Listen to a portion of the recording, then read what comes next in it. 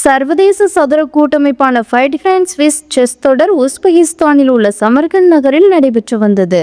இதில் மகளிர் பிரிவின் கடைசி சுற்று ஆட்டத்தில் இந்திய கிராண்ட் மாஸ்டரான தமிழகத்தைச் சேர்ந்த வைஷாலி முன்னாள் உலக சாம்பியனான சீனாவின் ஜோங்கிடானுடன் மோதினார். இந்த ஆட்டம் டிராவில் முடிந்த நிலையில் 11 சுற்றுகள் முடிவில் வைஷாலி 8 புள்ளிகள் பெற்று சாம்பியன் பட்டத்தை வென்றார்.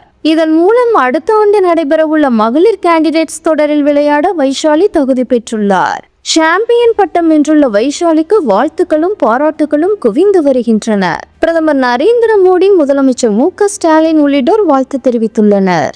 பிரதமர் மோடி தனது வாழ்த்துச் செய்தியில் கூறியதாவது: சிறந்த சாதனையை மேற்கொண்டுள்ள வைஷாலி ரமேஷ் பாபுவுக்கு வாழ்த்துக்கள் என்றும், அவரது ஆர்வமும் அர்ப்பணிப்பும் முன்மாதிரியானவை என்றும், அவரது எதிர்கால முயற்சிகளுக்கு வாழ்த்துக்கள் என்றும் குறிப்பிட்டுள்ளார்.